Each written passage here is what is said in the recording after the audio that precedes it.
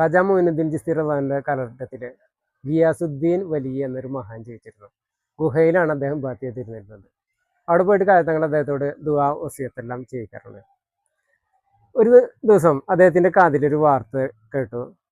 ഈ നാട്ടിലെ ഒരു ചെറുപ്പക്കാരൻ ഒരുപാട് അത്ഭുതങ്ങളെ കാണിച്ചിട്ട് താൻ വലിയാണ് എന്ന നിലയിൽ ജനങ്ങൾ അദ്ദേഹത്തെ പൊക്കി പിടിച്ചു നടക്കുന്നു. ഈ കാലഘട്ടത്തിൽ ഏത് കാലഘട്ടത്തിലും അത്ഭുതമാണല്ലോ വലിയനെ നിശ്ചയിക്കുന്നത്. അങ്ങനെ ഈ ചെറുപ്പക്കാരൻ പങ്കെടുക്കേണ്ട ഒരു പരിപാടിയിൽ ഗിയാസുദ്ദീൻ ഔലിയ ചെല്ലുകയാണ്. ആ സമയത്ത് ആ ചെറുപ്പക്കാരൻ തൻ്റെ കൈ നെഞ്ഞത്തിട്ട് അടിച്ചുകൊണ്ട് പറയും, എൻ്റെ ഉമ്മ നരകത്തിലാണെന്ന് പറയും. ഉടനെ തന്നെ ഗിയാസുദ്ദീൻ ഔലിയ അള്ളാഹുവിനോട് തൻ്റെ ഹൃദയത്തിൽ പറയും, റബ്ബേ, നിന്റെ ശരീരത്തിന് വേണ്ടി ഞാൻ നിനക്ക് ചൊല്ലിവെച്ച 70,000 ദിക്റുകളിൽ ഒന്ന്, അത് ഞാൻ ഇദ്ദേഹത്തിൻ്റെ ഉമ്മാക്ക് വേണ്ടി ഞാൻ ഹദിയ ചെയ്യാണ്. നീ നരകത്തിൽ നിന്ന് സ്വർഗത്തിലേക്ക് പ്രവേശിക്കണം റബ്ബേ എന്ന് പറയും. ഉടനെ തന്നെ ദൂരെ നിന്നിരുന്ന ചെറുപ്പക്കാരൻ നെഞ്ഞത്തിട്ട് കൈ അടിച്ചുകൊണ്ട് പറയും, എൻ്റെ ഉമ്മ സ്വർഗത്തിലായി, എൻ്റെ ഉമ്മ സ്വർഗത്തിലായി.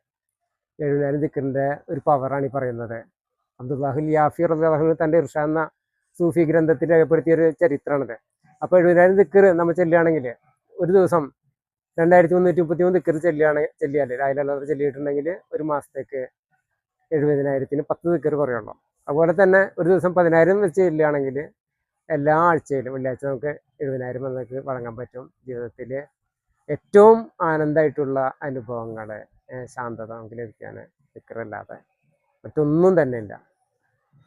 ഖാജ തങ്ങളുടെ അടുത്ത് വന്നപ്പോൾ അവിടുത്തെ ഒരു കറാമത്ത് പറയാൻ ആഗ്രഹിച്ചെന്ന് മാത്രം.